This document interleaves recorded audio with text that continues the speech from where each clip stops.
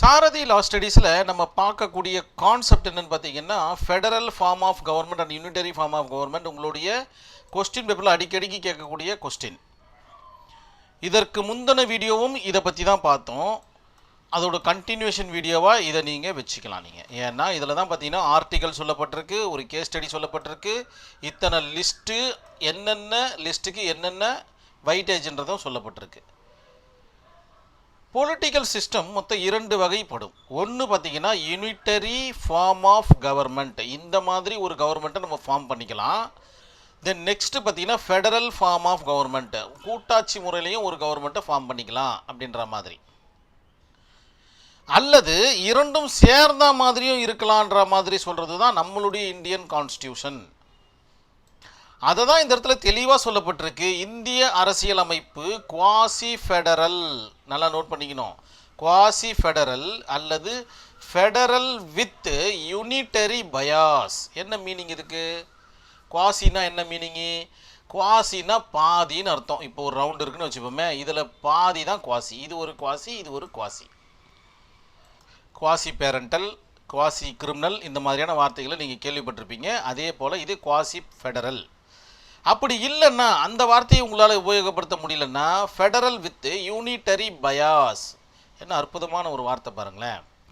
Federal with, இது with unitary bias, இதுவும் கூட சேர்ந்துக்குது. என்ன கூட சேர்ந்துக்குது அப்படின்னு பார்த்தீங்கன்னா, ஒரு சென்ட்ரல் கவர்மெண்ட் இருக்குது, ஒரு ஸ்டேட் கவர்மெண்ட் இருக்குது. ஸோ இந்த கான்செப்ட் கொண்ட பேர் தான் ஃபெடரல் ஃபார்ம் ஆஃப் கவர்மெண்ட்டுன்னு நமக்கு தெரியும்.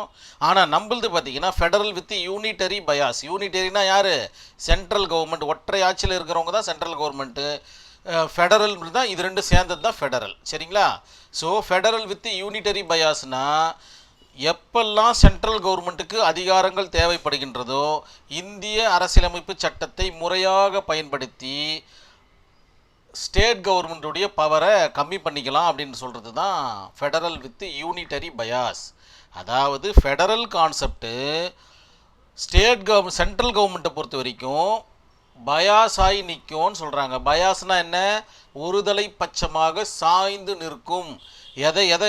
எதுன்னு பார்த்தீங்கன்னா சென்ட்ரல் கவர்மெண்ட் பக்கம் தான் சாஞ்சு நிற்குமே கண்டி, அது ஸ்டேட் கவர்மெண்ட் பக்கமாக சாஞ்சு நிற்காது அப்படின்னு சொல்கிறதுக்கான அர்த்தம் தான் ஃபெடரல் வித் யூனிட்டரி பயாஸ் என்ற கான்செப்ட். பயாஸ்னால் ஒருதலை பட்சமாக சாயறதுன்னு அர்த்தம். கோர்ட்டில் சரியான தீர்ப்பு வரலன்னா ஜட்ஜு பயாஸ் ஆகிட்டாருன்னு சொல்லுவாங்க. ஸோ இந்த கான்செப்ட் தான். இந்த கான்செப்டெல்லாம் ரன் பண்ணுறது யார் அப்படின்னு பார்த்தீங்கன்னா, மொத்தம் 3 லிஸ்ட்டு பார்த்தீங்கன்னா இவ்வளோ கான்செப்டே ரன் பண்ணுது. அதாவது இந்தியன் கான்ஸ்டியூஷன் என்கின்ற மெஷினரியே ரன் பண்ணக்கூடியவர்கள் யாருன்னு பார்த்தீங்கன்னா இத்துணை லிஸ்ட்டு தான். மொத்தம் 3 லிஸ்ட்டு இருக்குது. ஒன்று பார்த்தீங்கன்னா யூனியன் லிஸ்ட்டு, 97 உறுப்புகள் அதில் இருக்குது, 97 ஆர்டிகல்ஸ் இருக்குது. ஸ்டேட் லிஸ்ட்டில் பார்த்தீங்கன்னா 66 உறுப்புகள் இருக்குது. கன்கரண்ட் லிஸ்ட்டில் பார்த்தீங்கன்னா 47 கான்செப்ட் இருக்குது. ஸோ இத்தனை கான்செப்டும் சேர்ந்து தான் இந்த ஃபெடரல் வித் யூனிட்டரி பயாஸையோ அல்லது குவாசி ஃபெடரலையோ ரன் பண்ணுதுன்றதை நினைவில் வச்சுக்கிங்க. இந்த நம்பர்ஸை நீங்கள் நினைவில் வச்சுக்கணும். திடீர்னு பார்த்தீங்கன்னா லிஸ்ட்டை பற்றி கேட்பாங்க, இல்லை யூனியன் லிஸ்ட்டை மட்டும் கேட்பாங்க, இல்லை ஸ்டேட் லிஸ்ட்டு கேட்பாங்க. அடிக்கடிக்கு கேட்கக்கூடியது கன்கரண்ட் லிஸ்ட்டு. கன்கரண்ட் லிஸ்ட்டில் 47 கான்செப்ட் இருக்குது, 47 வகையான விஷயங்கள் அதில் இருக்குது. அது எந்த மாதிரியான கான்செப்ட்ன்றதை நீங்கள் டிஸ்கிரைப் பண்ணி எழுதணும். ஆர்டிக்கல் 246 பார்த்தீங்கன்னா இதை டிஃபைன் பண்ணி சொல்லுது. ஸோ ஆர்டிக்கல் 246 உடைய வேலை தான் இவ்வளவும். இவங்களெல்லாம் கண்ட்ரோல் பண்ணுறது ஆர்டிக்கல் 246. அதை கொஞ்சம் தெளிவாக பார்த்துடலாமா? ஆர்டிக்கல் 1 எதை பற்றி சொல்லுதுன்னு பார்த்தீங்கன்னா, இந்தியா என்பது மாநிலங்கள் ஒன்றிணைப்பாக அமைந்துள்ள கூட்டாட்சி நாடு, தட் மீன்ஸ் ஃபெடரல் கண்ட்ரி அப்படின்ற மாதிரி சொல்கிறது. Many more states compile with concept தான் இந்த ஃபெடரல் கான்செப்ட். எல்லா மாநிலங்களும் ஒன்று கூடனா மட்டும்தான் ஒரு சென்ட்ரல் கவர்மெண்ட்டை உருவாக்க முடியும். அப்படி உருவாக்கப்பட்டது தான் இந்தியா என்கின்ற நாடு அப்படின்ற மாதிரி இந்த இடத்துல நம்ம புரிஞ்சிக்க முடியுது.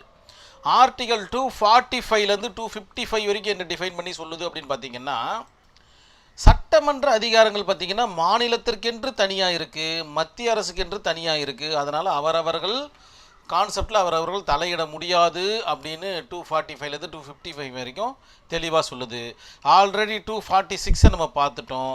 3 லிஸ்ட்டை பற்றின டீட்டெயில்ஸை சொல்லுது. 3 பட்டியல்கள் பற்றின முழு விவரங்களையும் ஆர்டிகல் 246 சொல்லுது. ஸோ இதில் எது கேட்டாலும் நீங்கள் ஆர்டிகல் 246 தான் நீங்கள் எழுதணுன்றதை நினைவில் வச்சுக்கிங்க. ஆர்டிகல் 248 என்ன சொல்லுது அப்படின்னு பார்த்தீங்கன்னா, ரொம்ப முக்கியமான ஆர்டிகல் இந்த ஆர்டிகல் 248. இதில் இத்தனை அதிகாரங்கள் கொடுக்கப்பட்டிருக்கு இல்லையா, union list, state list, concurrent list சொல்லப்பட்டிருக்கு இல்லையா. இது இல்லாமல் வேறு எதனா விடுபட்டு இருந்துச்சுன்னா எந்த அளவுக்கு பாருங்கள் ரொம்ப உஷாராக மேக் பண்ணியிருக்காங்கன்னு பாருங்கள். இதில் இல்லாமல் வேறு ஏதாச்சும் புதுசாக எதனா ஒரு பிரச்சனைகள் எதனா ஒரு புதுசான ஒரு விஷயங்கள் கண்ணில் தென்படுது அப்படின்னா அது யார் மேனேஜ் பண்ணுவாங்க அப்படின்னு பார்த்தீங்கன்னா ஆர்டிகல் 248 மேனேஜ் பண்ணும்.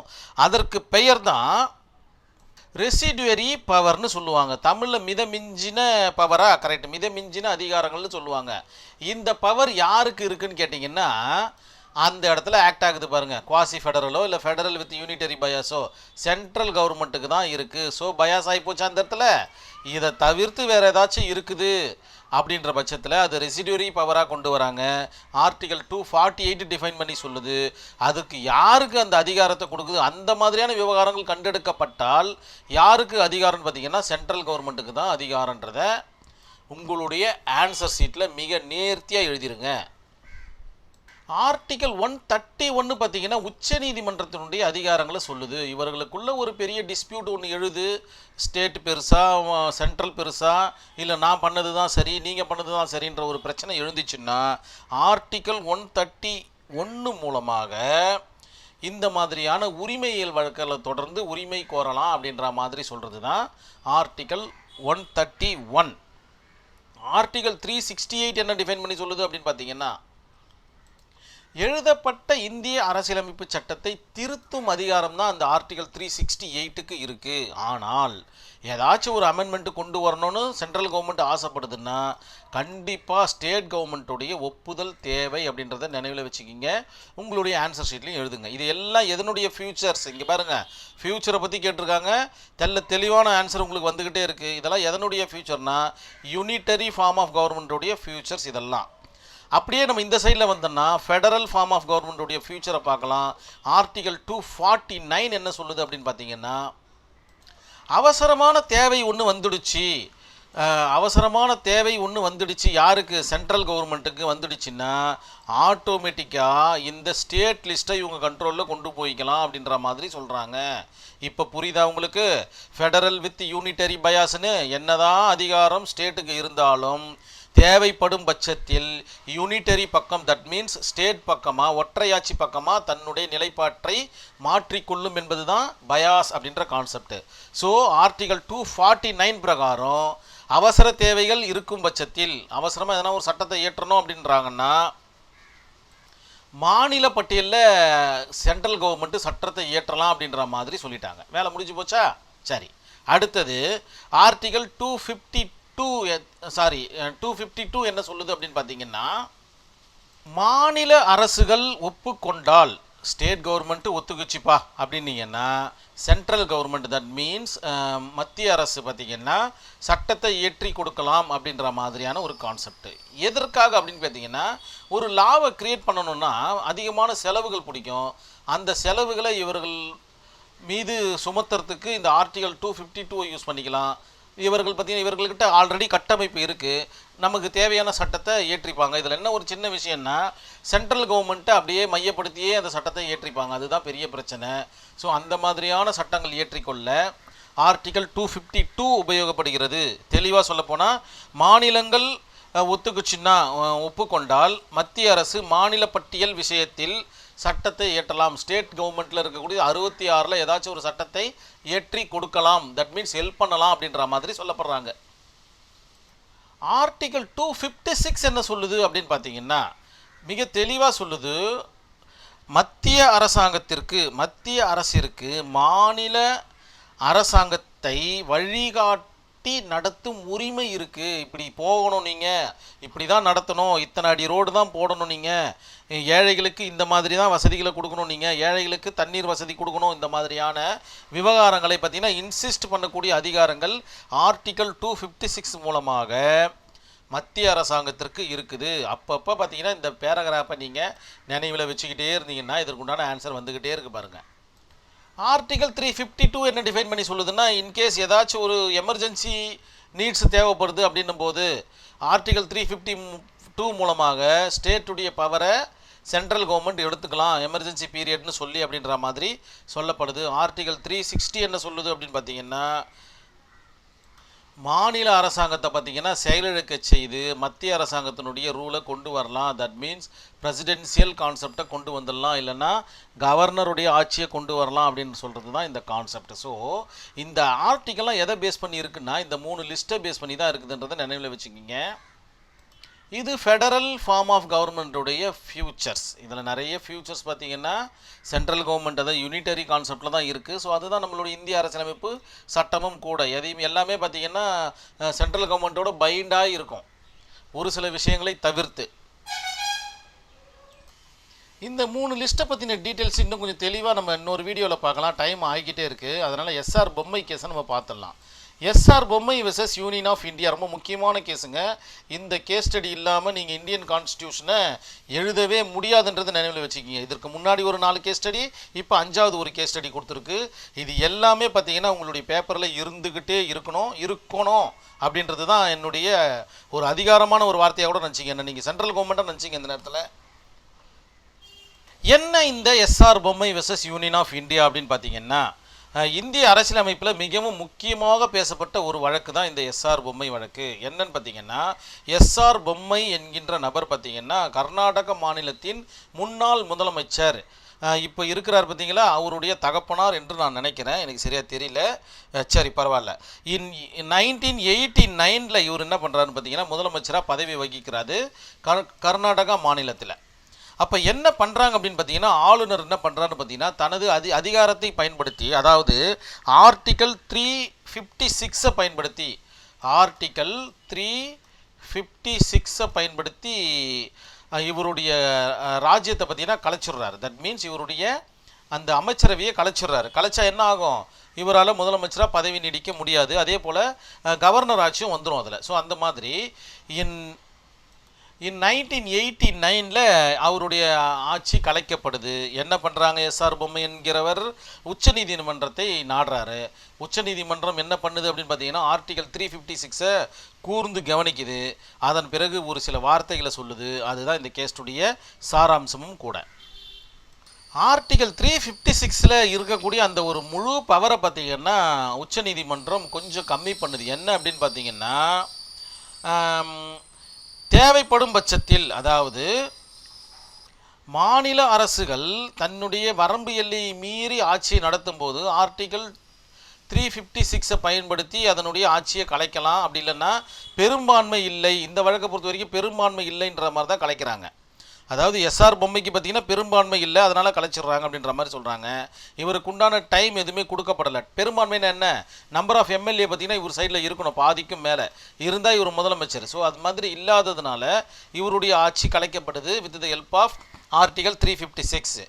இந்த மாதிரியான நேரங்களில் அவருக்கு நியாயமான டைமை கொடுக்கணும் பெரும்பான்மையை நிரூபிக்கிறதுக்கு. உங்கள் விருப்பத்துக்கு நீங்கள் பண்ணக்கூடாது அப்படின்ற ஒரு சில திருத்தங்களை ஆர்டிகல் 356 கொண்டு வருது. அது மட்டும் இல்லாமல் தன்னிச்சையாக ஆளுநர் முடிவெடுக்கக்கூடாது அப்படின்ற ஒரு வார்த்தைகளையும் இந்த இடத்துல உபயோகப்படுத்துகிறாங்க ஆனரபிள் சுப்ரீம் கோர்ட். அதன் பிறகு முக்கியமான ஒரு விஷயத்த சொல்கிறாங்க, பெரும்பான்மை இருக்குதா இல்லையான்றதை சட்டமன்றம் தான் முடிவு பண்ணணும். சட்டமன்றத்தில் பெரும்பான்மையை நிரூபிக்க சொல்ல வேண்டிய டியூட்டி உங்களுக்கு இருக்குது. ஆனால் காதில் கேட்ட உடனேயோ இல்லைன்னா ஏதாச்சும் ஒரு சட்டமன்றத்தில் இயற்றப்படாதற்கு முன் பெறப்பட்ட அந்த கடிதத்தின் பெயரிலே உங்களால் பார்த்தீங்கன்னா அந்த சட்டமன்றத்தை கலைக்க முடியாது அப்படின்ற மாதிரி ஒரு விஷயத்தையும் சொல்கிறாங்க. ஸோ ஆர்டிகல் 356 மூலமாக செய்யப்பட்ட அந்த ஒரு கான்செப்ட் திரும்ப பெறுகிறது. இதனால் இந்த ஒரு கேஸ் ஸ்டடி என்ன சொல்ல வருதுன்னு பார்த்தீங்கன்னா, இந்திய ஜனநாயகத்தை கூட்டாட்சி அமைப்பை வந்து கட்டி காத்ததில் இந்த எஸ்ஆர் பொம்மை வெர்சஸ் யூனியன் ஆஃப் இந்தியாவுக்கு மிகப்பெரிய பங்கு இருக்குது. ஜனநாயக நடைமுறைக்கு ஒரு வழிகாட்டியாக அமைஞ்ச ஒரு கேஸ் ஸ்டடி அப்படின்ற மாதிரி ஆனரபிள் சுப்ரீம் கோர்ட்டு ஜட்ஜ்மெண்ட்டை கொடுக்குது. இந்த வழக்கிற்கு பிறகுதான் மாநில அரசுகளின் கை சற்று மேலோங்குது. அதே போல மாநில அரசுகளின் அதிகாரங்கள் பாதுகாக்கப்படுகின்றன. மத்திய அரசினுடைய அடக்குமுறைகள் சற்று தளருகிறது. அதே போல் எதிர்கட்சிகளின் ஆதிக்கமும் பார்த்திங்கன்னா சற்று குறைகிறது. எதிர்கட்சியோடைய பிரச்சனையால் தான் பார்த்திங்கன்னா இந்த இடத்துல இவருக்கு பெரும்பான்மை இழக்கப்படுகின்றதுன்றது நினைவில் வச்சுக்கிங்க. இதுதான் பார்த்திங்கன்னா குவாசி ஃபெடரலில் இருக்கக்கூடிய மிக முக்கியமான ஒரு கேஸ் ஸ்டடி. அதே போல் இந்த யூனிட்டரி ஃபார்ம் ஆஃப் கவர்மெண்ட்டோ அல்லது ஃபெடரல் ஃபார்ம் ஆஃப் கவர்மெண்ட்டோ ஒரு கொஸ்டின் கேட்டாங்கன்னா நீங்கள் எழுத வேண்டிய கேஸ் ஸ்டடி எஸ்ஆர் பொம்மை வெர்சஸ் யூனியன் ஆஃப் இந்தியாவை எழுதுங்க. மிக முக்கியமானது. நெக்ஸ்ட் வீடியோவில் நம்ம இந்த லிஸ்ட்டை பற்றின டீட்டெயில்ஸு இன்னொரு கேஸ் ஸ்டடி மூலமாகவோ அல்லது இதே எஸ்ஆர் பொம்மை மூலமாகவோ பார்க்கலாம். நன்றி, வணக்கம்.